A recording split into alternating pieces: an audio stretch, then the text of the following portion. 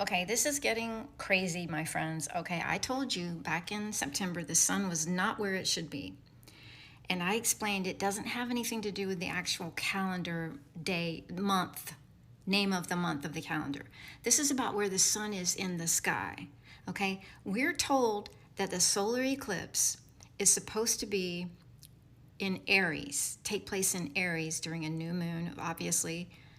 And by April 8th, if you do a projection on any of your apps, first of all, if you look at your app, it'll show you the sun hasn't even entered into Pisces. It's barely entered into Pisces right now.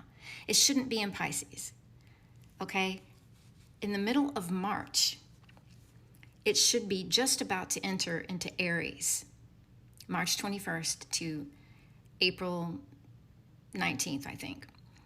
So the sun's not where it should be to begin with, but we're told that the solar eclipse is supposed to happen on April 8th in Aries, but the sun and the moon, if you do a projection, are projected to be in Pisces together, and they're not even aligned on April 8th. They're sitting side by side in Pisces on April 8th. Something is not right, I'm telling you. Now, if you look at your app at night and you align it with Orion, you will see that it is aligned. So it's not the app. The sun is not where it should be. The moon is not where it should be. I told you back in September that the sun apparently stopped in Virgo at her feet for almost a week. I watched it every single day waiting for it to move, and it never moved. So it's at least a week off. Something's going on. And what I explained was that now you all know by now that I understand the flat earth model as a torus field. And in that model, the torus field is spinning. The earth is stationary, the sun is spinning above us, and the moon is spinning above us. And I'm not arguing about that with anybody right now.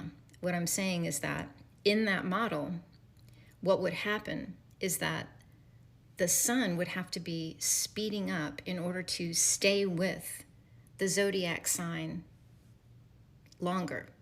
In other words, if it was in Virgo in September and it remained in Virgo, that means it would have had to start moving faster to remain in Virgo, because if it were moving slower the way it normally is supposed to, going back through the zodiac signs backwards, then it would have continued going backwards through the zodiac sign. But it's not. It stayed in Virgo, which means it had to have sped up to stay with the spinning zodiac sign, the constellation.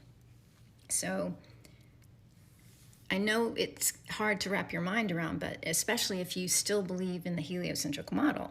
But if you believe in the heliocentric model, you would have to believe that the Earth actually has stopped going around the sun for it to remain in the same zodiacs, across from the same zodiac sign or constellation for that amount of time.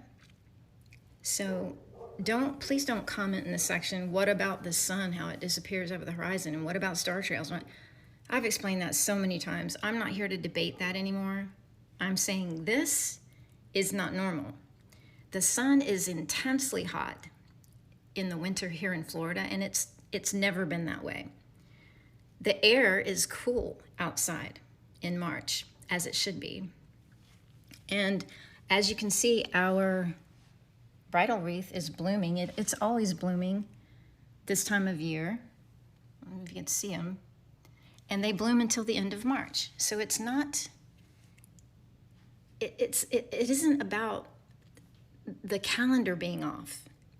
It's about the sun not being in the place it's supposed to be, and the moon is not in the place it's supposed to be. And we were literally told the sun and the moon would change their circuits in the sky to be aware of these changes when they happen, and that it would feel like time is speeding up. I don't know what to tell you. That's what's happening.